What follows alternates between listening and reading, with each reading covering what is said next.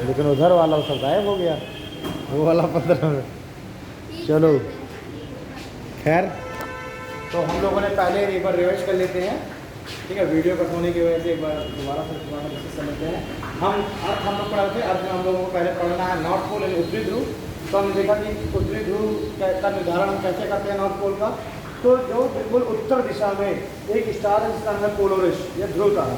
वो जो ध्रुव तारा है वो अर्थ पर बिल्कुल जहाँ पर उसकी लंबवत किरण पड़ती है ना, ध्रुव तारे की बिल्कुल जो लंबवत किरण पृथ्वी पर जिस जगह पर पड़ती है उसी स्थान को हम मान लेते हैं उत्तरी ध्रुव। देखिए पोलोरिस स्टार ने यहाँ पर बिल्कुल लंबवत किरण पड़ी, यहाँ पर 90 डिग्री का एंगल बना, उसी को हमने कह दिया उत्तरी ध्रुव। और ये जो उत्तरी ध्रुव है कहाँ पर स्थित है, आर्कटिक महासागर के बीच में, ठीक है। अब उसके बाद हम लोग रूटीन कल्चर पैटर्न देख रहे थे कि जो उत्तरी ध्रुव है उसके सबसे नजदीक स्थित आइलैंड कौन सा है, वो है कैसेंगोमैन, डेनमार्क के अधीन आता है। और सबसे नजदीक स्थित मानवबस्ती कनाडा में स्थित है, जो कि उत्तरी ध्रुव के सबसे नजदीक है। और उत्तरी ध्रुव की खोज किसने की, रॉबर्ट पियरे ने की 1909 में। एक और चीज हमने यह देखा था कि उत्तरी ध्रुव का सबसे अधिकतम जो रिकॉर्डेड टेम्परेचर है वो है +5 डिग्री सेल्सियस और मिनिमम रिकॉर्डेड टेम्परेचर है -43 डिग्री सेल्सियस, ठीक है। तो अधिकतम इतना रिकॉर्ड किया गया है और मिनिमम -43 डिग्री सेल्सियस रिकॉर्ड किया गया है। ये बातें तो हो गई उत्तरी ध्रुव के बारे में। तो उसके बाद चलते हैं दक्षिणी ध्रुव। तो दक्षिणी ध्रुव का हमने देखा कि दक्षिण दिशा में एक स्टार है जिसका नाम है सदर्न क्रॉस।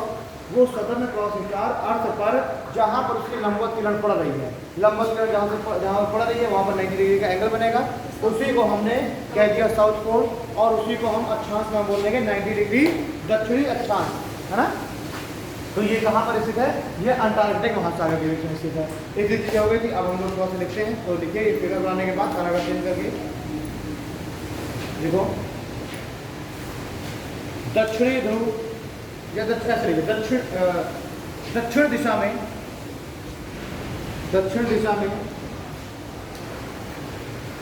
स्थित सदर्न क्रॉस, दक्षिण दिशा में स्थित सदर्न क्रॉस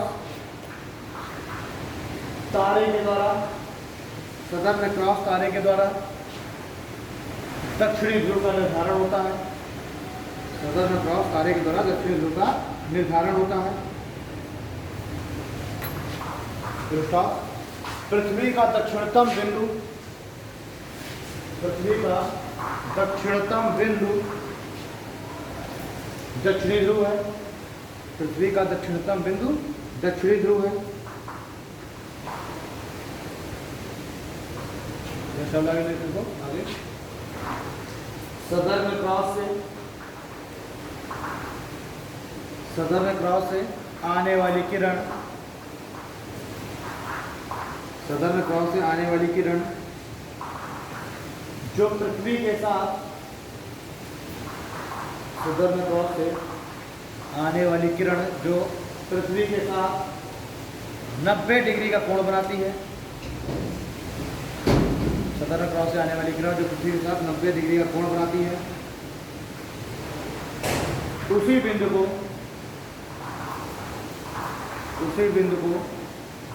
दक्षिणी ध्रुव, उसी बिंदु को दक्षिणी ध्रुव कहते हैं। उसी बिंदु को दक्षिणी ध्रुव कहते हैं, ठीक है। दक्षिणी ध्रुव की खोज, दक्षिणी ध्रुव की खोज 1911 ईस्वी में, दक्षिणी ध्रुव की खोज 1911 ईस्वी में एमंडसन एवं क्रॉस ने की थी। एमंडसन दक्षिणी ध्रुव की खोज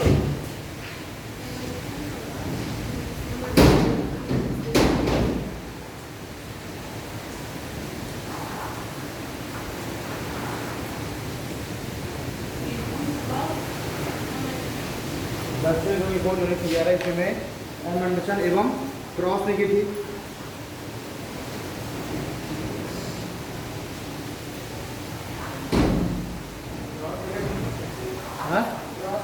क्रॉस नाम अलग है, एमंडसन एवं क्रॉस ने की थी। हमने देखा था कि उत्तरी ध्रुव के पास समुद्र की सबसे ज़्यादा गहराई कितनी है, 4.3 किलोमीटर ना। इसमें लिखिए, लिखो दक्षिणी ध्रुव, दक्षिणी ध्रुव की समुद्र तल से, दक्षिणी ध्रुव की समुद्र तल से ऊंचाई 2.8 किलोमीटर है। दक्षिणी ध्रुव की समुद्र तल से ऊंचाई 2.8 किलोमीटर है। 2.8 किलोमीटर, ठीक है। आगे लिखिए, दक्षिणी ध्रुव का न्यूनतम, दक्षिणी ध्रुव का न्यूनतम रिकॉर्डेड तापमान, दर्ज तापमान, ठीक है। दक्षिणी ध्रुव का न्यूनतम दर्ज तापमान -63 डिग्री सेल्सियस। दक्षिणी ध्रुव का न्यूनतम दर्ज तापमान -63 डिग्री सेल्सियस एवं अधिकतम दर्ज तापमान, एवं अधिकतम दर्ज तापमान -18 डिग्री सेल्सियस, -18। और क्या, तभी तो दक्षिणी ध्रुव ज्यादा ठंडा है उत्तरी ध्रुव से, ठीक है। तो न्यूनतम दर्ज तापमान -18 डिग्री सेल्सियस और अधिकतम दर्ज तापमान -63 डिग्री सेल्सियस, ठीक। इस ब्रैकेट में जरा लिखिए, ब्रैकेट लगा लिखिए, प्रत्येक 1 किलोमीटर की ऊंचाई पर, प्रत्येक 1 किलोमीटर की ऊंचाई पर जाने पर, प्रत्येक 1 किलोमीटर की ऊंचाई पर जाने पर तापमान में 6.5 डिग्री सेल्सियस की गिरावट आती है। तापमान में 6.5 डिग्री सेल्सियस की गिरावट आती है।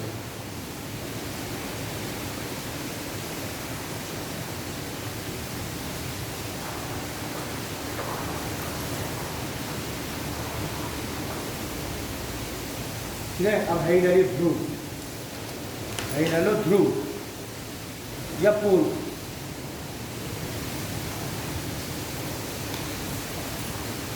ध्रुव या पोल, तो ये जो ध्रुव है इनका जो निर्धारण है वो 3 तरीके से होता है, भौगोलिक आधार पर, चुंबकीय आधार पर और तापीय। देखिए ध्रुवों का निर्धारण, ध्रुवों का निर्धारण 3 आधारों पर होता है। ध्रुवों का निर्धारण 3 आधार पर होता है, भौगोलिक, चुंबकीय और तापीय आधार।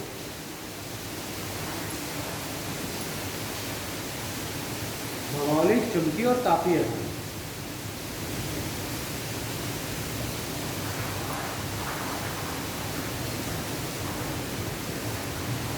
ठीक है। एक वही दक्षिण ध्रुव में एक पॉइंट और लिखो जरा, लिखो दक्षिण ध्रुव का सबसे ठंडा स्थान, दक्षिण ध्रुव का सबसे ठंडा स्थान वॉस्टॉक है, वॉस्टॉक। दक्षिण ध्रुव का सबसे ठंडा स्थान वॉस्टॉक है और ये रशिया का रिसर्च सेंटर है यहाँ पर वॉस्टॉक में। दक्षिण ध्रुव का सबसे ठंडा स्थान वॉस्टॉक, VOSTOK के वॉस्टॉक है और यहाँ रशिया का रिसर्च सेंटर है,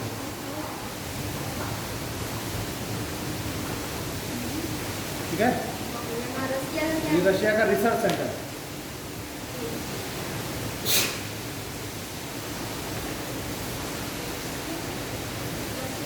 यहाँ रशिया रूस का रिसर्च सेंटर। दक्षिणी ध्रुव में कोई भी मानव बस्ती नहीं है, कोई रहता नहीं है वहाँ पर, सिर्फ और सिर्फ सभी देशों के रिसर्च सेंटर है अपने अपने। जैसे भारत का है मैत्री, भारती, सुना ना, तो ऐसे ही जो है रिसर्च सेंटर है हर देशों के दक्षिणी ध्रुव पर।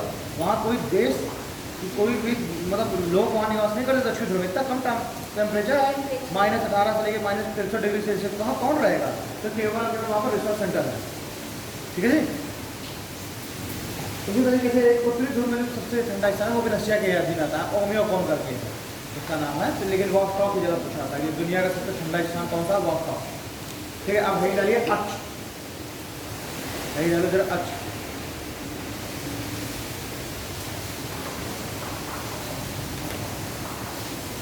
अक्ष देखिए, देखो दोनों ध्रुवों के मध्य की, दोनों ध्रुवों के मध्य की वह न्यूनतम दूरी, दोनों ध्रुवों के मध्य की वह न्यूनतम दूरी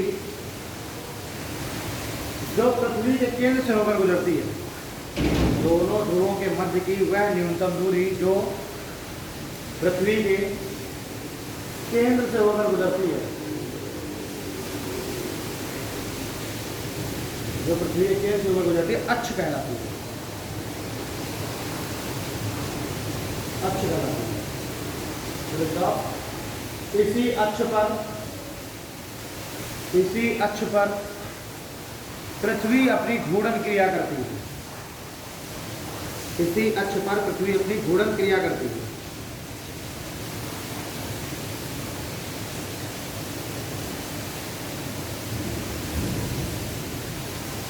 ठीक है, नोट डाल करके लिखिए। पृथ्वी का अक्षीय झुकाव,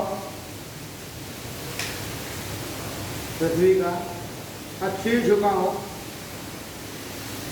23.5 डिग्री है। पृथ्वी का अक्षीय झुकाव 23.5 डिग्री है। इसलिए कर्क एवं मकर रेखाएं, इसलिए कर्क एवं मकर रेखाएं 23.5 डिग्री पर है। इसलिए कर्क एवं मकर रेखाएं क्रमशः 23.5 डिग्री नॉर्थ और 23.5 डिग्री साउथ पर है। इसलिए कर्क एवं मकर रेखाएं क्रमशः 23.5 डिग्री नॉर्थ और 23.5 डिग्री साउथ पर है।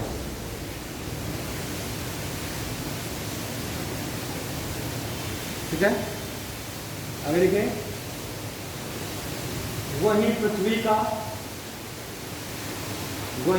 का कक्षीय झुकाव, वहीं पृथ्वी का कक्षीय झुकाव 66.5 डिग्री है। वहीं पृथ्वी का कक्षीय झुकाव 66.5 डिग्री है। इसलिए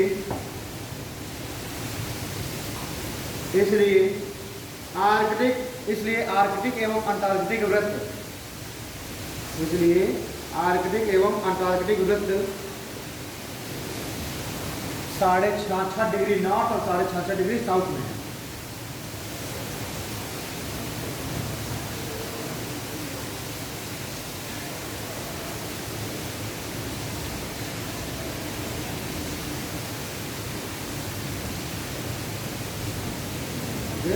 इसलिए अच्छी और कच्ची झुकाव 66.5 डिग्री नॉर्थ और 66.5 डिग्री साउथ में है।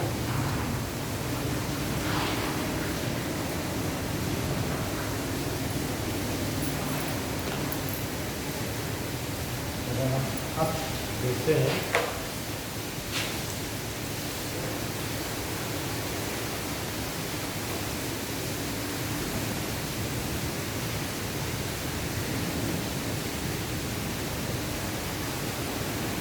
क्योंकि अर्थ जो है झुकी हुई है, तो ये है नॉर्थ पोल और ये है साउथ पोल। ठीक है, ये क्या है, इसको हम कहते हैं ये एक्सिस नहीं, मतलब जैसे कि सन है ना, तो सन क्या करता है, आधे बिल्कुल हिस्से पर प्रकाश जाता है, तो इसको हम लोग बोल देते हैं दृश्य रेखा बोल दिया करते हैं तरीके से, है ना। यानी कि ये बिल्कुल पृथ्वी के बीचों बीच हम मान लेते हैं भाई, जैसे ये सन है तो सन क्या करेगा, केवल इस वाले हिस्से को ही चमकाता है, इस वाले को, है ना। तो जहाँ तक सन का जो प्रकाश है वो पृथ्वी को चमकाता है, तो इसी को हम बोल देते हैं एक तरीके से प्रतिबिंबित अक्ष बोल देते हैं या प्रतिबिंबित रेखा बोल देते हैं। ठीक है, प्रतिबिंब रेखा एक तरीके से जहाँ तक सन का प्रकाश पहुँचता है। ठीक है, यानी कि इसके बाद सन का प्रकाश बिल्कुल नहीं पहुँचेगा भाई। ये है अगर सन, तो सन क्या कर रहा है, यहाँ लाइट डाल रहा है ना, तो केवल पृथ्वी का ये वाला भाग ही केवल क्या होगा, प्रतिबिंबित होगा, चमकेगा, और ये वाला भाग नहीं चमकेगा। तो जितना भाग जो चमक रहा है वहीं पर आपने क्या कर दिया, बिल्कुल एक रेखा मान ली, एक रेखा खींच ली, जितना हिस्सा जो चमक रहा है, तो इसको हम लोग प्रतिबिंबित रेखा बोल देते हैं, प्रतिबिंबित जो है कक्षा बोल देते हैं इसकी।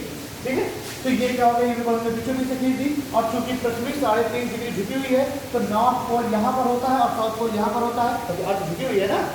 ठीक, और अब झुके हुए ये हो गया नॉर्थ पोल, ये हो गया साउथ पोल। अब देखिए इसमें क्या होता है,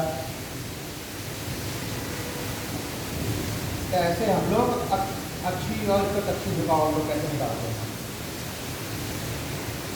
अब ये जो है ये सीधी रेखा है, बहुत बिल्कुल ठीक है, बिल्कुल दूसरे बेस से इसको हमने इमेजिन किया है, क्योंकि इतना इससे जो चमक रहा है, तो यहाँ से इतना ये जो एंगल बना है, ये झुकाव यही करना है आपका, ये इस तरीके से अगर आप इसमें झुकाव क्या है टॉप तौर पे, तो ये वाला जो एंगल है यही है 23.5 डिग्री। ये वाला एंगल क्या है 23.5, अगर उसको वो कर दें, हम फिर से कर देते हैं 0 A B C और D।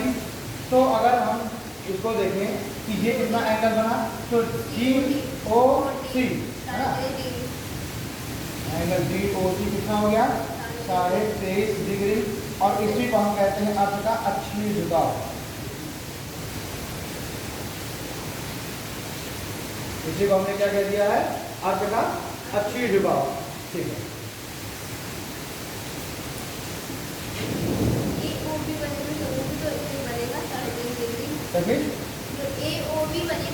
वो भी और क्या वो भी बनेगा, अभी तो 23.5 है, ये 90 में मान तो हम लोग अभी तो अच्छी झुकाव है ना, लेकिन हमें क्या था एक तरफ से निकाल रहे, ये भी अल्टीमेटली वही होगा। ठीक है, अब देखिए ये यहाँ तक आ रहा है, अगर हम इस रेखा को इस तरीके से मानते हैं कि ये ऐसे हो जा रही है, ठीक आ रहा है, अब इसको अगर हम यहाँ से बाहर करके लेके आए तो ये वाला जो एंगल बनेगा, ये एंगल बनेगा 6.5 डिग्री, ठीक है, और यही होता है कक्षीय झुकाव। यही क्या होता है इसका कक्षीय झुकाव। ठीक है, यानी अगर इस एंगल को हम यहाँ तक बढ़ा करके लेके आते हैं और इससे मिलाते हुए हमने लाइन खींची है, और इसको हम यहाँ तक आगे तक बढ़ा के लेके आए, तो ये वाला जो एंगल बनेगा ये होगा 7.5 डिग्री। इस को हम कहते हैं कक्षीय झुकाव। ठीक, ये हो गया अक्षीय झुकाव, ये हो गया कक्षीय झुकाव। ये इससे हम लोग निर्धारित करते हैं कर्क रेखा और मकर रेखा में, कर्क और मकर, और इस एंगल से हम लोग आर्थिक वृत्त और अंटार्कटिक का निर्धारण करते हैं। ठीक है, तो अगर अच्छी झुकाव कक्षीय झुकाव एंगल बनाना तो बना होगा तो लगेगा।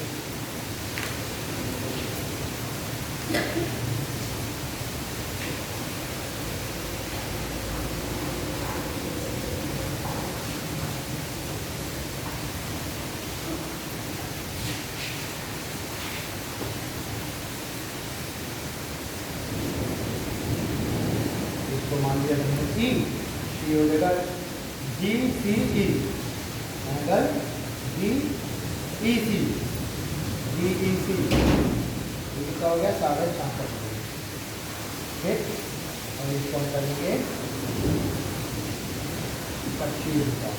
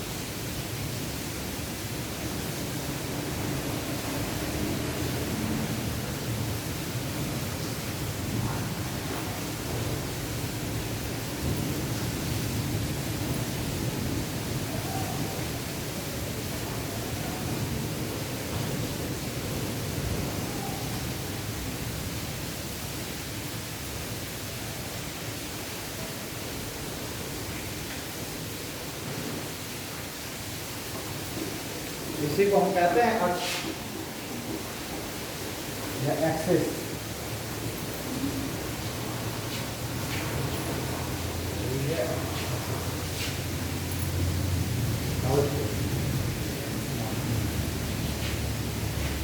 अगर हम एक्चुअल की बात करें ना कि एक्चुअल अक्षीय झुकाव कितना होगा, तो एक्चुअल होता है 23 डिग्री 26 मिनट, और अगर हम एक्चुअल कक्षीय झुकाव की बात करें तो ये होता है 66.5 डिग्री 34 मिनट। ये है एक्चुअल इंक्लिनेशन। एक्चुअल इंक्लिनेशन ये एक्चुअल।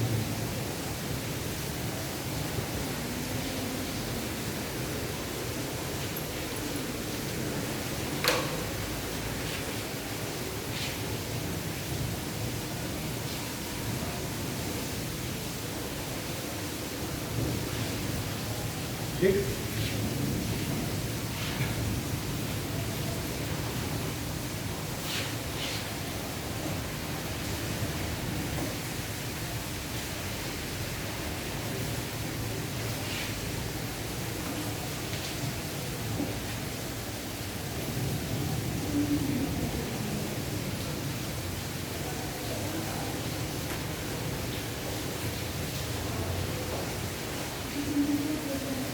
ठीक है, देखो पृथ्वी का अक्षीय झुकाव परिवर्तनशील है। पृथ्वी का अक्षीय झुकाव परिवर्तनशील है और यह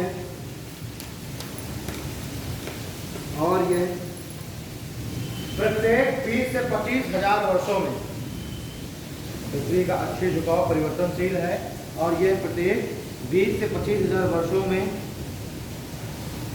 परिवर्तित हो जाता है, और यह प्रत्येक 20 से 25 हजार वर्षों में परिवर्तित हो जाता है।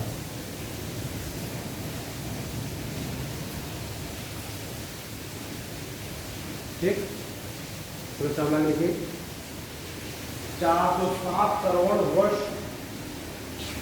460 करोड़ वर्ष के इतिहास में, 460 करोड़ वर्ष के इतिहास में ऐसे कई अवसर आए हैं। 460 करोड़ वर्ष के इतिहास में ऐसे कई अवसर आए हैं जब अक्षीय झुकाव में परिवर्तन महसूस किया गया। जब अक्षीय झुकाव में परिवर्तन महसूस किया गया है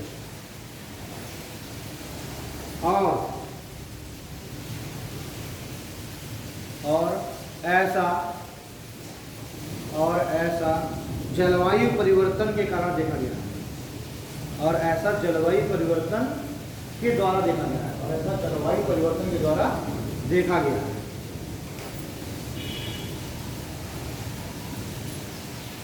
ठीक है, और ऐसा जलवायु परिवर्तन, यानी कि कैसे वैज्ञानिक इस निष्कर्ष पर पहुंचे कि पृथ्वी का अक्षीय झुकाव बदल रहा है, क्योंकि पृथ्वी का जो जलवायु है वो बदल जा रहा है बिल्कुल से। तो अब अगर उस तरीके का क्लाइमेट जो चेंज हो गया तो इसका मतलब है पृथ्वी, देखिए अभी जो क्लाइमेट इस समय जिस तरह का क्लाइमेट है वो क्लाइमेट पृथ्वी के 23.5 डिग्री एंगल पर झुकने की वजह से है। अगर पृथ्वी 23.5 से कम या ज़्यादा झुक जाएगी तो जलवायु बिल्कुल बदल जाएगी। पृथ्वी की जलवायु क्या हो जाएगी, बिल्कुल बदल जाएगी। इस अभी क्योंकि देखिए 23.5 पर पृथ्वी झुकी है ना, इसलिए सूर्य की जो किरणें हैं, नंबर किरणें, वो 23.5 से लेकर 23.5 के बीच में चल रही है। मैं ये चीज़ आपको बता चुका हूँ।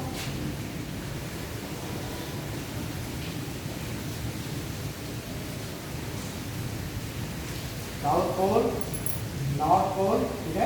अब ये है सूर्य, तो सूर्य की जो किरणें हैं वो जब इस कंडीशन में है ये, तो सूर्य की किरणें यहाँ पर पड़ रही हैं, तो ये वाला किरण इधर वाला हिस्सा जो चमक रहा है, ठीक है। और देखिए इस कंडीशन में नॉर्थ पोल में तो क्या है, सूर्य की किरण पड़ रही है, लेकिन साउथ पोल में सूर्य की किरण पड़ रही है क्या, नहीं पड़ रही। वो इस वाले पीछे अंधेरे वाले हिस्से में है। वैसे ही इसकी लगातार पृथ्वी की स्थिति बदलती है कि पृथ्वी यहाँ पर आ जाएगी। तो ये देखिए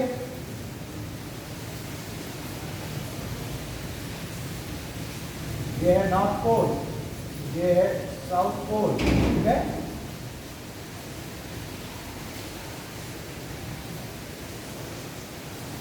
अब यहाँ पर केवल उजेला पड़ रहा है।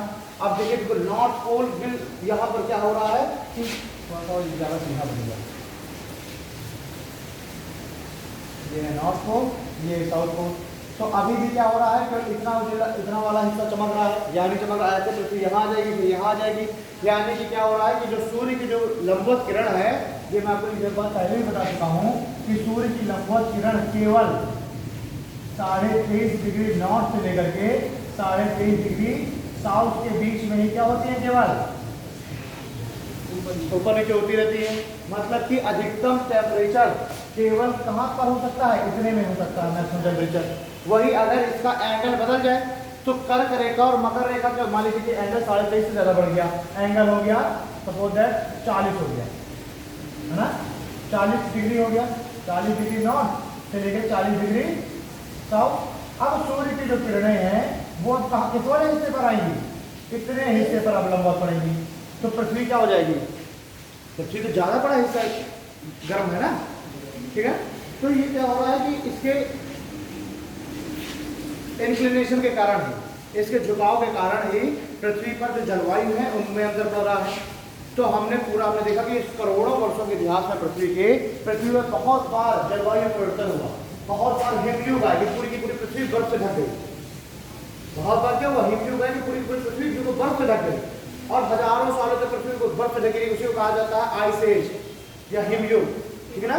तो उसमें पृथ्वी पूरी बर्फ से ढक गई, तो उसका मतलब क्या है कि उस दौरान सूर्य की जो किरणें हैं वो पृथ्वी के किसी भी हिस्से पर लंबवत न पड़ती रही होंगी, या फिर पड़ती रही बहुत कम हिस्से पर लंबवत पड़ी होंगी, ठीक है। और पृथ्वी क्या है, सूर्य से उसका जो एंगल है वो ऐसा हो गया होगा कि हमेशा तिरछी किरणें आ रही होंगी पृथ्वी पर, तो तिरछी किरणों में तापमान कम होता है, तो जो पृथ्वी क्या है बर्फ में पूरी कन्वर्ट हो गई, बर्फ में बदल गई, ठीक। और उसके बाद फिर उसका एंगल देखिए लगातार एंगल उसका परिवर्तित हो रहा है, फिर उसका बाद उसका एंगल जो है 23.5 के आसपास आ गया होगा, तो फिर ये क्या हो गया, ऐसी स्थिति उत्पन्न हो गई कि लंबवत किरणें ज़्यादा पड़ने लग गई, तो फिर से आइस एज के बाद वापस से जीवन चालू हो गया, ठीक है। तो इस करोड़ों वर्षों में बहुत बार जो इसका झुकाव, अक्षीय झुकाव है, ये बहुत बार बढ़ा भी है और बहुत बार घटा भी है।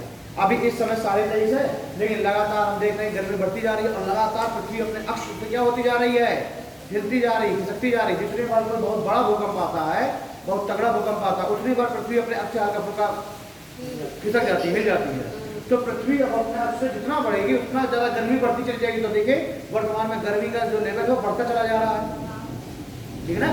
तो ये किसकी वजह से, केवल इसके इंफ्लेशन की वजह से, इसके अक्षीय झुकाव की वजह से है, ठीक है। बहुत बार क्या होता है, जो अक्षीय झुकाव में परिवर्तन होता है, कोई जो एस्टेरॉइड है ये जब पृथ्वी पर आगे गिर जाता है बहुत बड़े साइज का, और जो पृथ्वी पर आगे धमाक से गिरता है तो पृथ्वी हिल जाती है अपने अक्ष से, तो उसका जो है जो अक्षीय झुकाव है बदल जाता है। या कोई बहुत बड़ा भूकंप आया, या किसी ने क्या कर दिया, एक बार जो है क्या हुआ था कि चाइना में, जापान में, कहाँ पर है, न्यूक्लियर वो हो गया था, जो चाइना में है। हाँ, एक चीज़ और देखो, चाइना में जो डैम बने हुए, इतना एक कोई डैम उसका नाम नहीं याद आ रहा है, इतना बड़ा डैम है कि उस डैम की वजह से पृथ्वी अपने अक्ष से हिल रही है, इतना बड़ा डैम है, ठीक है। हाँ, और दूसरी बात, एक जगह कहीं पर जो ये न्यूक्लियर पावर प्लांट होते हैं जापान में, I think nuclear power plant में विस्फोट हुआ था तो पृथ्वी अपने अक्ष से हिल गई थी, ठीक है ना। तो जापान जब वहाँ जापान में क्या हुआ था, फुकुशिमा वगैरह में जब वो आ गई थी, समुद्री लहरें आ गई थी, पूरा पूरा वो प्लांट विस्फोट हो गया था। तो इन वजहों से, और बहुत सारे जो न्यूक्लियर टेस्टिंग हो रही है वेपन्स की, है ना, परमाणु बमों की टेस्टिंग हो रही है, हाइड्रोजन बमों की टेस्टिंग हो रही है, तो उससे भी पृथ्वी अपने अक्ष से हिल जाती है, ठीक। तो इस तरीके से हम देखते हैं कि पृथ्वी पर लगातार जलवायु परिवर्तन होता रहता है, ठीक है। पैराग्राफ से करके लिखिए, पृथ्वी, अच्छा ये तो हम लोग लिखे चुके हैं ना, पृथ्वी का अक्षीय झुकाव, हाँ ना, हाँ। पैराग्राफ चेंज करके इसमें ये लिखना है, जब पृथ्वी का अक्षीय झुकाव बढ़ जाता है, हाँ, जब पृथ्वी का जब पृथ्वी का अक्षीय झुकाव बढ़ जाता है तो उष्णकटिबंधीय क्षेत्र का विस्तार होता है। जब पृथ्वी का अक्षीय झुकाव बढ़ जाता है तो उष्णकटिबंधीय क्षेत्र का विस्तार हो जाता है, और ऐसी स्थिति में पृथ्वी पर भूमंडलीय तापन की घटना देखी जाती है, और ऐसी स्थिति में पृथ्वी पर भूमंडलीय तापन की घटना देखी जाती है, ठीक है। भूमंडलीय तापन मतलब पृथ्वी गर्म हो रही है, भूमंडलीय तापन की घटना देखो, अभी इस समय अक्षीय झुकाव बढ़ता जा रहा है तो भूमंडलीय तापन ही तो हो रहा है, तो भूमंडलीय तापन की घटना देखी जाती है। वहीं अक्षीय झुकाव कम होने पर, वहीं अक्षीय झुकाव के घट जाने पर भूमंडलीय शीतलन की घटना देखी जाती है। वहीं अक्षीय झुकाव के घट जाने पर भूमंडलीय शीतलन की घटना देखी जाती है,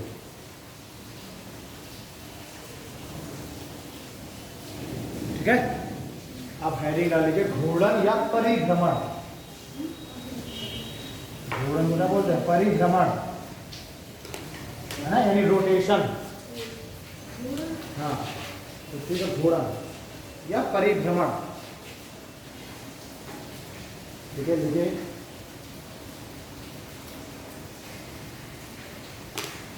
देखो, पृथ्वी अपने अक्ष पर, पृथ्वी अपने अक्ष पर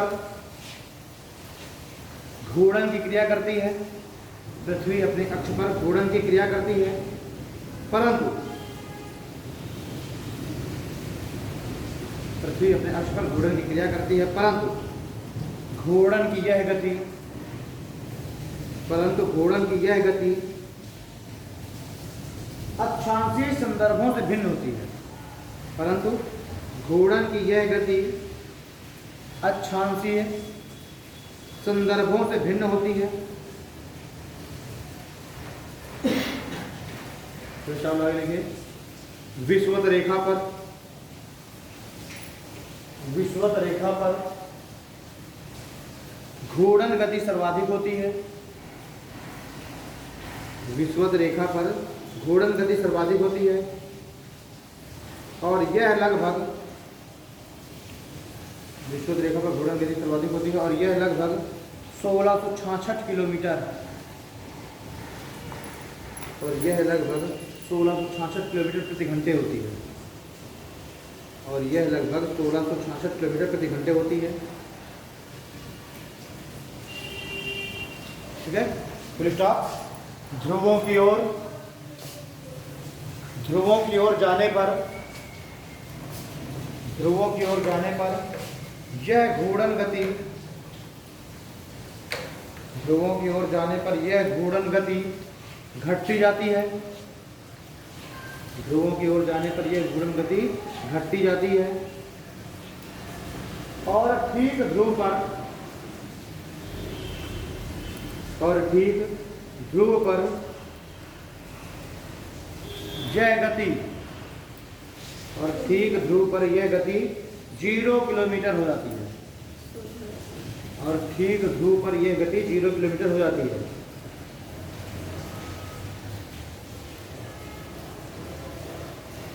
ठीक है, ये अर्थ है ना, तो अर्थ में यह अर्थ, तो अर्थ में सबसे ज्यादा जो घूर्णन गति है वो इक्वेटर के पास होती है, और जो ये है जो पोल है वो एक ही जगह पर रहता है। देखिए, जैसे कि मान लीजिए वो ग्लोब नहीं देखे आप, जो आता है, ठीक है, वो ऐसे ऊपर नीचे से बिल्कुल फिक्स होता है ना, आप घुमाएंगे तो केवल जो इक्वेटर है वही तो घूमता है, बाकी नॉर्थ पोल साउथ पोल तो अपनी जगह पर बिल्कुल स्टेडी है, बिल्कुल इस तरीके से है। नॉर्थ पोल साउथ पोल अपनी जगह पर इस तरीके से है, और केवल घूमता क्या है? इक्वेटर। तो इक्वेटर पर जो गति बताइए 1666 किलोमीटर प्रति घंटे की स्पीड से पृथ्वी घूम रही है, और जो इक्वेटर, वो जो पोल है वो क्या है? वो बिल्कुल फिक्स है, 0 किलोमीटर बिल्कुल है ना, वो बिल्कुल फिक्स है, और घूम क्या रहा है? इक्वेटर तेजी के साथ। ठीक है,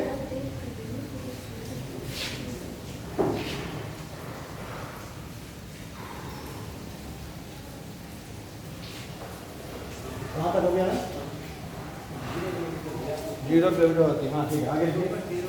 हाँ, घूर्णन की इस भिन्नता के कारण, घूर्णन की इस भिन्नता के कारण ही, घूर्णन की इस भिन्नता के कारण ही विषुवतीय क्षेत्रों में, घूर्णन की इस भिन्नता के कारण ही विषुवतीय क्षेत्र में पृथ्वी उभरी हुई, घूर्णन की इस भिन्नता के कारण ही विषुवतीय क्षेत्रों में पृथ्वी उभरी हुई, जबकि जबकि ध्रुवीय क्षेत्रों में, जबकि ध्रुवीय क्षेत्रों में यह चपटी हो गई है। विषुवतीय क्षेत्रों में यह उभरी हुई, जबकि ध्रुवीय क्षेत्रों में यह चपटी हो गई है। और इसी कारण पृथ्वी की गोलाकार आकृति, और इसी कारण पृथ्वी की गोलाकार आकृति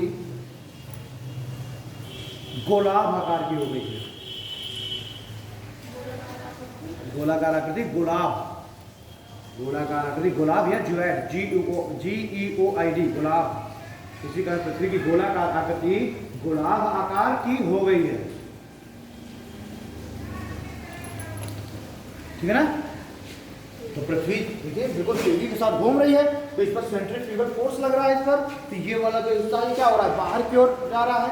अगर तुमको ऐसे पकड़ करके तेजी से घुमाया जाए तो पैर तुम्हारे बाहर की ओर भागने की कोशिश करेंगे ना। ठीक, यही क्या लग रहा है, ये पृथ्वी पर लग रहा है। भाई पकड़ के आपको बिल्कुल मैं स्थित खड़ा हूँ, अरे वो वाला झूला झूले नहीं झूले, गोल वाला जो इसे चलता बड़ी तेजी के साथ, तो जिसमें आप बैठे होते हैं वो क्या है, बिल्कुल बाहर की ओर ऐसे उड़ रही होती है ना। वो क्या है, बिल्कुल बाहर की ओर उड़ रही होती है। तो उसमें क्या होगा, जो अंदर वाला व्यक्ति है वो बाहर वाले पर बिल्कुल फोर्स लगा रहा होता है, बाहर वाला लगा रहा होता है कि ये उड़ ना जाए बाहर, है ना। यही बिल्कुल पृथ्वी के साथ होता है, सेंट्रीफ्यूगल फोर्स है वो जो झूला है वो सेंट्रीफ्यूगल फोर्स है। ठीक, तो एक बार मैं ऐसे मैं भी बैठ गया, तो एक मेरा दोस्त बैठ गया, तो मुझे पतला दुबला था, उसने ज़्यादा पहले दिमाग न लगाया, वो बैठ गया बाहर की तरफ और मुझे बैठा दिया अंदर की तरफ उसने। अब जब दुबला चलने लगा तो मैं पूरा उसके ऊपर ठीक है, मैं पूरा उसका कौन वो प्रकाश शब्द अपने को आते हैं वो, तो मैं पूरा उसके ऊपर वो मर जाएगा कह रहा उधर की ओर जा। मैंने कहाँ से जाऊँ यार, मैं जो है पूरी ताकत लगाया था मैं अंदर की ओर अपने खींचने में, लेकिन वो सेंट्रीफ्यूगल फोर्स इतना तेज उसमें लगता है कि मैं पूरा जो है खींचा करके उसके ऊपर, और वो जो है बिल्कुल फिर उसने 2-3 दिन बाद फिर लगा एक और लगा साथ में, तो उसने शर्त लगाई, कह रहा है कि 100 रुपए की शर्त लगी, दीपक अंदर बैठेगा और तुम बाहर बैठोगे। वो भी पतला दुबला था अनुराग, तो उसने कहा कि अनुराग बाहर क्यों बैठेगा, दीपक अंदर बैठेगा, और अगर अनुराग ने एक दिन चिल्लाया नहीं तो 100 रुपए की शर्त है। तो हमने कहा ठीक है, तो हम बैठे, मैं पहले से पैर पूरे फंसा लिए, हाथ पूरा फंसा लिए पैर को मैं इस तरीके से फंसाया था उधर बाहर की तरफ पूरा, तो पूरा क्या मैं एक इंच नहीं हिला ठीक है। तो उसमें क्या हो रहा है, सेंट्रीफ्यूगल फोर्स, सेम यही सेंट्रीफ्यूगल फोर्स कहाँ लगता है, अर्थ में, क्योंकि तो ये वाला हिस्सा बहुत तेजी के साथ रोटेट कर रहा है ना। तो ये जो इक्वेटर के पास वाला क्षेत्र है बाहर की ओर को बल्कि सा दिखाई देता है, उभरा हुआ, और जो पोल्स है वो क्या है, वो चपटे हुए से दिखाई देते हैं पृथ्वी की इतनी स्पीड में घूर्णन के कारण। ठीक है ना, कि हमको समझ नहीं आता पृथ्वी कितनी तेजी से घूम रही है, जबकि पृथ्वी की स्पीड क्या 1666 किलोमीटर प्रति घंटा इक्वेटोरियल स्पीड, ठीक है, इतना तेज घूम रही है, और इतनी तेज घूमने के कारण ये नहीं हमको समझ में आ रहा है कि पृथ्वी घूम रही है। ठीक है, ओके, पैरावर्चन को लिखिए, पृथ्वी पर दिन एवं रात की घटना, पृथ्वी पर दिन एवं रात की घटना घूर्णन का ही परिणाम है। पृथ्वी पर दिन एवं रात की घटना घूर्णन का ही परिणाम है, परंतु दिन तथा रात की अवधि में, परंतु दिन तथा रात की अवधि में परिक्रमण की भूमिका है।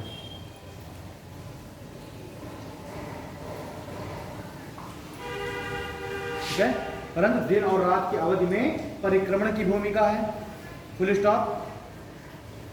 ध्रुवों की ओर जाने पर, ध्रुवों की ओर जाने पर दिन तथा रात में, ध्रुवों की ओर जाने पर दिन तथा रात में परिक्रमण की भूमिका बढ़ती चली जाती है। ध्रुवों की ओर जाने पर दिन तथा रात में परिक्रमण की भूमिका बढ़ती चली जाती है।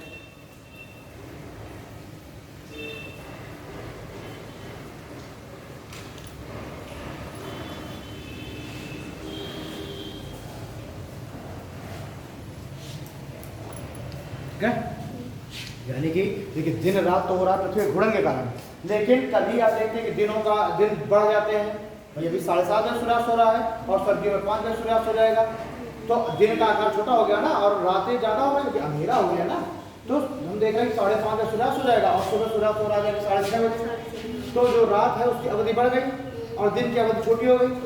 लेकिन गर्मियों में हम देखेंगे कि 5 बजे से उजाला हो जाएगा और 7 बजे से धूप निकल आएगी और 6 बजे से धूप निकल आएगी और 7:30 बजे तक, पता चले 7 बजे धूप रही जाती है, 7:30 बजे सूर्यास्त होता है। तो ये जो दिन और रात की अवधि में अंतर आ रहा है, ये किसके कारण आ रहा है? घूर्णन के कारण नहीं, पर ये सन है, सन के चारों तरफ पृथ्वी में परिक्रमण के कारण ये अर्थ ये जो घूम रही है इसको कहते हैं परिक्रमण, ठीक है, रिवोल्यूशन। और ये जो अपने अक्ष पर जो घूम रही है इसको कहते हैं घूर्णन, रोटेशन। तो पृथ्वी दोनों तरीके की वह क्या कर रही है ना, पृथ्वी ऐसे परिक्रमण भी कर रही है सन के चारों ओर। यह सन के चारों ओर पृथ्वी घूम रही है और अपने अक्ष पर भी घूमती चली जा रही है, ऐसे ऐसे ऐसे ऐसे ऐसे, है ना। ऐसे बढ़ रही है पृथ्वी और ऐसे घूमती है अपने अक्ष पर भी। तो ये जो अपने अक्ष पर जो घूम गई, अपने अक्ष पर ही जो घूम गई, उससे क्या होता है, डे एंड नाइट, दिन और रात। लेकिन ये जो दिन लंबे कभी रात लंबी हो जा रहे हैं तो पृथ्वी के इस परिक्रमण के कारण। पृथ्वी जब परिक्रमण कर रही है तभी तो सूर्य की किरण कभी कर्क रेखा पर लंबवता जा रही है, कभी मकर रेखा पर लंबवता जा रही है। तो सबसे बड़ा दिन कब होगा, जब सूर्य की किरण कर्क रेखा पर लंबवत पड़ रही है। भारत की अगर बात करें तो भारत में सबसे बड़ा दिन कब होगा, जब सूर्य की किरण कर्क रेखा पर लंबवत पड़ रही है। 21 जून के आसपास सबसे लंबा दिन होगा। और वही दिन का आकार सबसे छोटा कब होगा, जब सूर्य की किरण मकर रेखा पर लंबवत पड़ रही है। तो मकर रेखा कहाँ है, ये है भारत। तो भारत के नीचे है मकर रेखा, ये इक्वेटर, और भारत के बीचों बीच कर्क। तो जब सूर्य की किरण मकर पर लंबवत चमक रही है तो भारत में रातों का साइज बड़ा हो जाएगा, दिन छोटे हो जाएंगे। तो ये किस कारण हो रहा है, पृथ्वी के घूमने के कारण है, सूर्य के चारों तरफ परिक्रमण के कारण, है ना। पृथ्वी परिक्रमण कर रही है तो उसी से दिन और रात की अवधि में अंतर होगा। और देखिए सर्दियों में ही रात की अवधि बढ़ जाती है, तो मौसम भी तो परिवर्तन हुआ। तो इसी परिक्रमण के कारण ही, यही जो परिक्रमण है इसके कारण ही मौसम में परिवर्तन होता है और दिन रात की अवधि में परिवर्तन होता है। ठीक, तो परिक्रमण के एग्जाम में से पूछा सकता है कि पृथ्वी के दिन और रात की अवधि में परिवर्तन पृथ्वी किस गति के कारण होता है, तो परिक्रमण के कारण। और दिन और रात किस गति के कारण होते हैं, घूर्णन के कारण या परिक्रमण के कारण। ठीक है, हाँ। अब एक नई लिया दिवस। दिवस, हाँ दिवस। दिवस दो तरीके के होते हैं, एक होता है नक्षत्र दिवस और एक होता है सौर दिवस। दिवस दो तरीके के, ठीक है, नक्षत्र दिवस और सौर दिवस। ठीक है, नक्षत्र दिवस को कहते हैं सिडरल डे, SIDERAL, सिडरल डे। और इसको बोलते हैं सोलर डे। जो सिडरल डे है इनकी अवधि होती है 23 घंटा 56 मिनट 4.09 सेकेंड और सोलर डे की अवधि मानी जाती है 24 घंटे। ठीक है, तो सौर दिवस की अवधि 24 घंटे मानी जाती है और नक्षत्र दिवस की अवधि 23 घंटे 56 मिनट और 4.09 सेकेंड।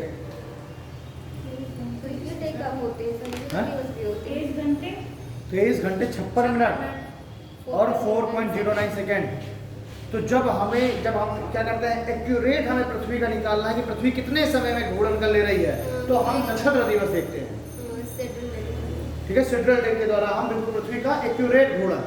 ठीक है, और हम लोग नॉर्मली क्या मानते हैं, नॉर्मली हम लोग आम बोलचाल में हम लोग सोलर डे को तवज्जो देते हैं। सोलर डे को हम लोग माने तो 24 घंटे का, लेकिन एक्चुअली में 23 घंटे 56 मिनट और 409 सेकेंड में पृथ्वी एक चक्कर करती है।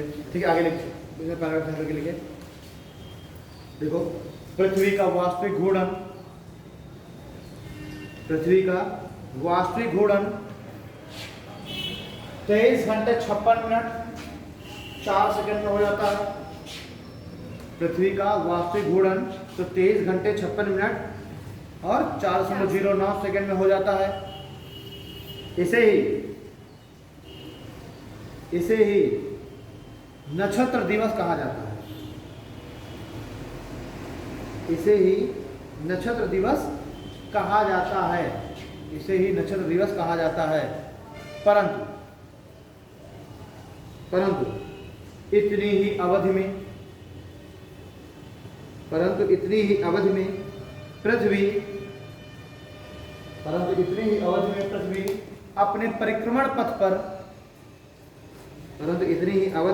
अपने परिक्रमण पथ पर आगे निकल जाती है। तो इतने ही अवधि में पृथ्वी अपने परिक्रमण पथ पर आगे निकल जाती है और सूर्य के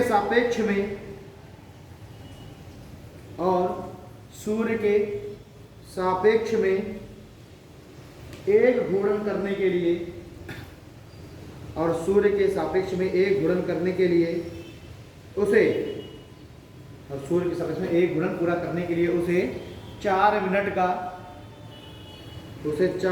का अतिरिक्त घूर्णन करना पड़ता है। और सूर्य के सापेक्ष में घूर्णन पूरा करने में उसे 4 मिनट का अतिरिक्त घूर्णन करना पड़ता है। और इस प्रकार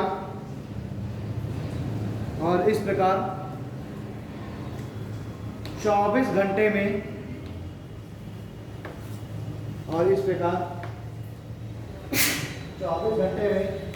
एक सौर दिवस की संकल्पना की गई है।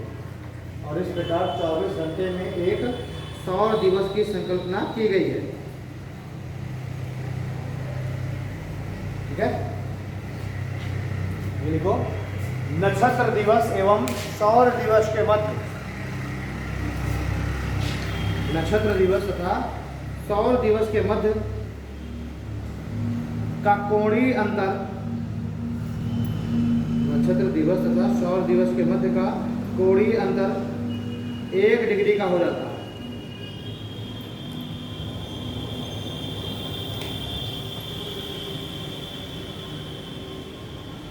ठीक है, अंतर 1 डिग्री का हो जाता है।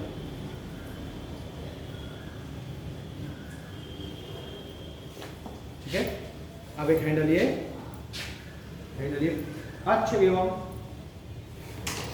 सॉरी अक्ष नहीं, कक्ष एवं परिक्रमण की गतियां, कक्ष एवं परिक्रमण की गतियां, कक्ष यानी इंग्लिश कक्ष को बोलते हैं ऑर्बिट, अक्ष को बोलते हैं एक्सिस, है ना।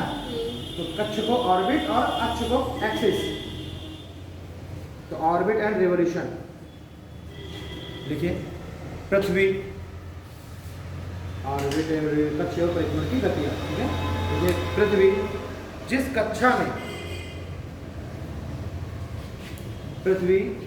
कक्षा में सूर्य का परिक्रमण करती है,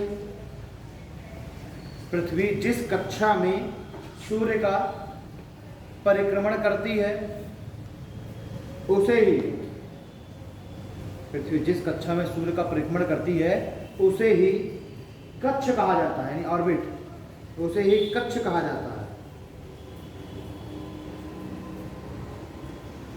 फिर स्टॉप। पृथ्वी की कक्षा दीर्घवृत्ताकार है, पृथ्वी की कक्षा दीर्घवृत्ताकार है, और इस दीर्घवृत्ताकार कक्षा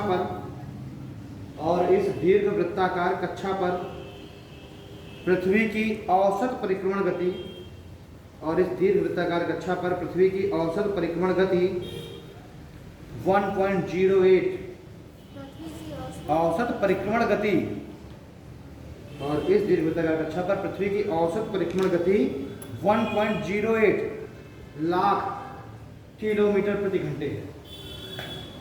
और इस कक्षा पर पृथ्वी की औसत परिक्रमण गति 1.08 लाख किलोमीटर प्रति सेकंड, वो प्रति घंटा है।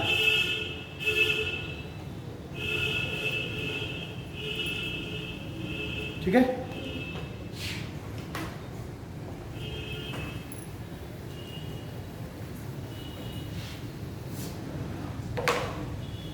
ये क्या बता रहा है, सन, है ना। और पृथ्वी की जो कक्षा है वो कुछ इस तरीके से है।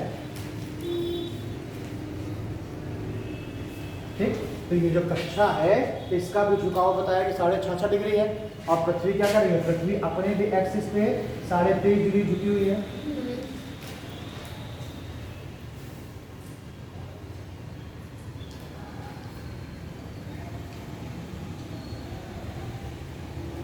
पृथ्वी अपने भी अक्ष पर 23.5 डिग्री झुकी हुई है ना।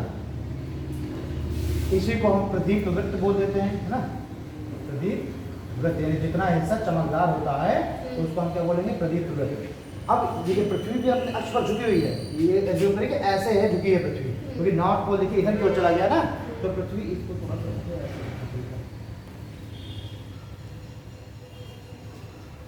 ठीक, तो पृथ्वी आपको दिख रही है ऐसे इस तरीके झुकी हुई है। ये नॉर्थ पोल, भाई नॉर्थ पोल समझिए, ऊपर का हमने इस तरह नॉर्थ पोल को यूं कर दिया, तब आपको समझ में आएगा। तो ये रहा, देखिए इक्वेटर ऐसे, ये रहा, ठीक है, ये रही कर्क रेखा, ये रही महारेखा, है ना। तो पृथ्वी इस तरीके से झुकी हुई है और झुकी हुई है और इस तरीके से पृथ्वी चारों तरफ परिक्रमण कर रही है। तो जो परिक्रमण कर रही है, परिक्रमण पथ इसका 6.5 डिग्री है, झुका हुआ है ना, इसका कक्षीय झुकाव। तो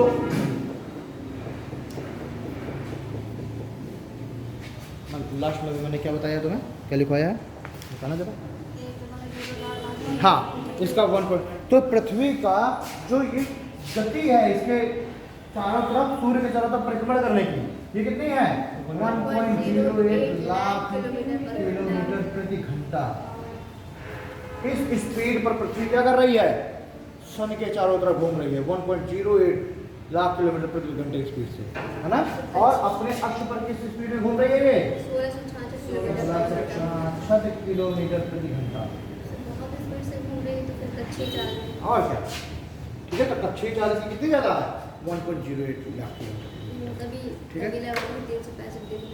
और क्या, तभी तो पृथ्वी के चारों तरफ सूर्य के चारों तरफ 365 दिन में लगभग लगा लेती है ये सूर्य के चारों तरफ चक्कर।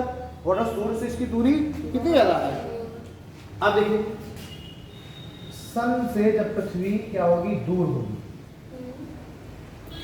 एक स्थिति ये होगी जब सन से, देखिए पृथ्वी दूर दिख रही है, और एक स्थिति होगी जब सन से पृथ्वी क्या होगी, सबसे नजदीक होगी। यहाँ पर आ गई पृथ्वी,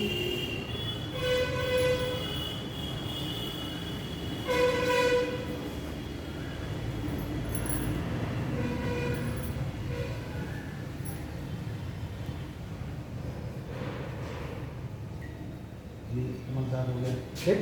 तो ये वाली स्थिति कहलाएगी अपसौर, और ये वाली स्थिति कहलाएगी अपसौर। यानी जब सूर्य से पृथ्वी सबसे ज्यादा दूर होगी वो अपसौर कहलाएगी। और ये डेट होगी 4 जुलाई की, 4 जुलाई। और जिस समय पृथ्वी इसके सबसे नजदीक होगी उस दिन डेट होगी 3 जनवरी की, ठीक है। तो इसको मस्जिद के बाद लिख लीजिए, तो बना लीजिए।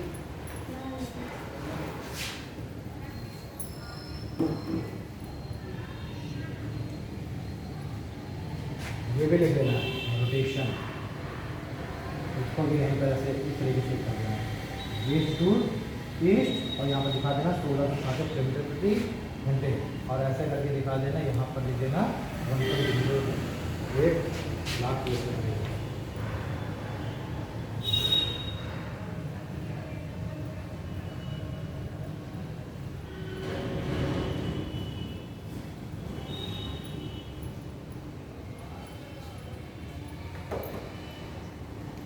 इंग्लिश में इसको बोलते हैं एपिहीलियन, और इसको बोलते हैं पेरिहीलियन, एपिहीलियन और पेरिहीलियन।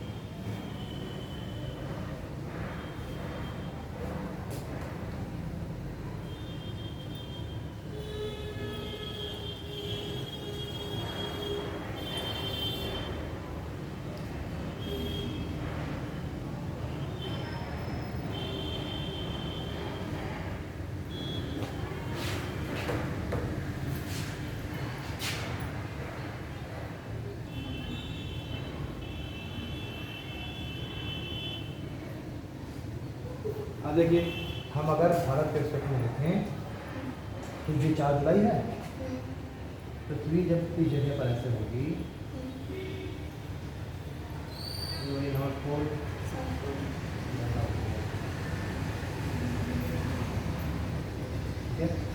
ये रेट होगी, जैसे कि अभी कर्क रेखा है, कर्क रेखा पर सूर्य की किरण लंबवत पड़ रही है, इस डेट को हम कहते हैं ये 21 जून की डेट है ना। 21 जून के बाद देखिए 4 जुलाई को कौन सा क्या हो रहा है, अपसौर हो रहा है एपिहेलियन, और ये है 21 जून को सूर्य की किरण सीधे हमारे कर्क रेखा पर, सूर्य की किरण सीधे कर्क रेखा पर लंबवत चमक रही है। ठीक है, ये मान लेते हैं 21 जून के बाद यहाँ पर जब इस तरह से पृथ्वी होगी, 21 जून के बाद कौन सी रेखा आई, 23 सितंबर बस इधर पर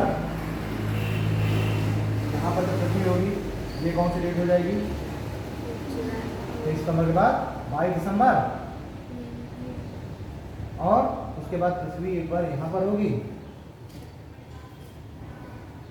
ये डेट कौन सी हो जाएगी, 22 दिसंबर के बाद 21 मार्च। ठीक, तो ये 4 ये पृथ्वी की अलग अलग स्थितियां हैं, 21 मार्च के बाद 23 जून। तो यहाँ से लेकर के और जब पृथ्वी यहाँ तक आ रही है 23 सितंबर तक के समय में, 21 मार्च से लेके 23 सितंबर के समय में जब पृथ्वी आ रही है, तो इसको हम कह देंगे कि पृथ्वी का है उत्तरायण। सूर्य की तरफ चली गई ना, पृथ्वी कहाँ चली गई, पृथ्वी हो गई उत्तरायण हो गई, और यहाँ से लेकर के और यहाँ तक हम बोलेंगे दक्षिणायन। देखते नहीं है कि जैसे ही 23 सितंबर के आसपास के आप समय देखिए कि हमारे यहाँ पर सर्दियाँ होनी चालू हो जाती हैं, यानी कि पृथ्वी इक्वेटर के नीचे चली जा रही है, मतलब कि सूर्य की लंबवत किरणें हैं, सूर्य की जो लंबवत किरणें हैं वो इक्वेटर के नीचे जा रही हैं। तो 23 सितंबर को इक्वेटर पर किरण पड़ती है ना, और 23 सितंबर के बाद जो सूर्य की लंबवत किरण है वो क्या हो रही है, इक्वेटर से नीचे की ओर जा रही है, और यहाँ 22 दिसंबर में कहाँ हो जाएगी, मकर रेखा पर लंबवत पड़ने लगेगी, और फिर से मकर रेखा से ऊपर आएगी, और 21 मार्च तक में फिर इक्वेटर पर आएगी। अब इक्वेटर से जब ऊपर आना चालू होगी कर्क रेखा की ओर, तो हम क्या कह देंगे, उत्तरायण हो गया सूर्य की किरण इक्वेटर से ऊपर पहुंच रही है ना भाई, ये है 0 डिग्री, ये है कर्क, ये है मकर। तो जब सूर्य की किरण यहाँ से यहाँ पर आई लंबवत, जिसको हमने कहा 22 दिसंबर, और 22 दिसंबर से वापस कब आई, कहाँ, इक्वेटर पर, यानी कि 22 दिसंबर के बाद 21 मार्च। तो इतनी वाली स्थिति को हम, चूंकि हम यहाँ पर है ना, तो इतनी स्थिति को हम कह देते हैं दक्षिणायन की स्थिति। और जब सूर्य की किरण इक्वेटर से कर्क रेखा तक रहती है, कर्क रेखा से फिर इक्वेटर के बीच रहती है, तो इस स्थिति को हम कह देते हैं उत्तरायण। समझे?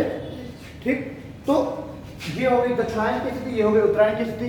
दक्षिणायन की स्थिति में सूर्य 186 दिन रहता है, और उत्तरायण की स्थिति की स्थिति में सूर्य कितने दिन रहता है, 186 दिन, और दक्षिणायन की स्थिति में सूर्य रहता है 179 दिन। तो टोटल कितना होगा, 375 होगा, 375 हो गया ना, 6 12 10 5 5 लगी 1 8 16 लगी 6 लगी 1 2 3 375 हो गए। तो उत्तरायण की स्थिति में सूर्य कितने दिन रहता है, 186 दिन, और दक्षिणायन की स्थिति में सूर्य कितने दिन रहता है, 179 दिन। तो ये भी इसको भी मना कर, हाँ ये जो हमारा उत्तरी गोलार्ध है, इस उत्तरी गोलार्ध में सूर्य ज्यादा दिन रहता है। इसका मतलब ये हुआ, उत्तरायण का मतलब है कि सूर्य इक्वेटर से कहाँ की ओर जा रहा है, कर्क रेखा की ओर। ये है अर्थ, और ये है इक्वेटर, ये है कर्क, ये है मकर। तो मैंने आपको बताया था कि सूर्य यहाँ से यहाँ तक रहता है, फिर यहाँ से यहाँ तक लंबवत किरण, फिर यहाँ से यहाँ, और फिर यहाँ से यहाँ, इतने में सूर्य की किरण अप डाउन करती रहती है लंबवत किरणें। तो जब सूर्य की किरण इस वाले हिस्से में होंगी, तो इसको हम कहेंगे सूर्य की उत्तरायण स्थिति, और जब सूर्य इस वाले यहाँ पर जाएगा तो सूर्य की दक्षिणायन स्थिति। तो मैंने आपको बताया था कि 6 महीने का लगभग समय है, 3 महीने यहाँ से यहाँ तक आने में, फिर 3 महीने यहाँ से यहाँ तक, फिर 3 महीने यहाँ से यहाँ, और फिर 3 यहाँ से यहाँ, 12 महीना हो गया। तो अगर आप एग्जैक्ट डे देखें तो एग्जैक्ट डे क्या है, 186 डे में सूर्य, 186 डे में सूर्य यहाँ से यहाँ और यहाँ से यहाँ तक आता है 186 डे में, और 179 डे में सूर्य यहाँ से यहाँ तक, और फिर यहाँ से यहाँ तक जाता है 179 डे में। तो सूर्य उत्तरायण की स्थिति में ज़्यादा दिन तक रहता है।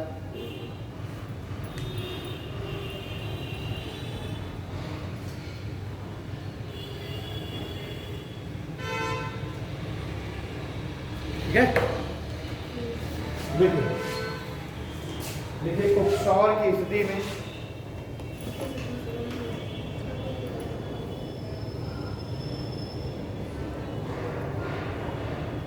उपसौर की स्थिति में सूर्य की, इसको बंद बना कर लिखो। उपसौर की स्थिति में सूर्य की परिक्रमण गति सर्वाधिक, उपसौर की स्थिति में सूर्य की परिक्रमण गति सर्वाधिक, हाँ उपसौर की स्थिति में सूर्य की परिक्रमण गति सर्वाधिक, जबकि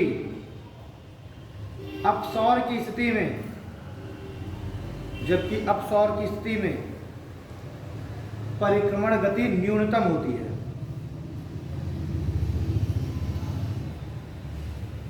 उपसौर की स्थिति में सूर्य की परिक्रमण गति सर्वाधिक तथा अपसौर की स्थिति में परिक्रमण गति न्यूनतम होती है।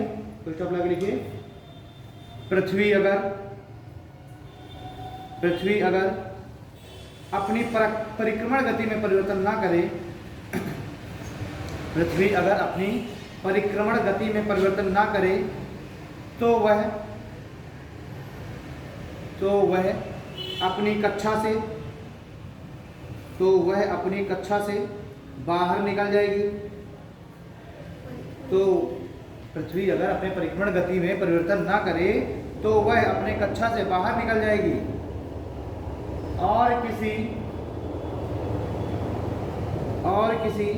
आकाशीय पिंड से टकरा जाएगी, और किसी आकाशीय पिंड से उसकी टक्कर हो जाएगी।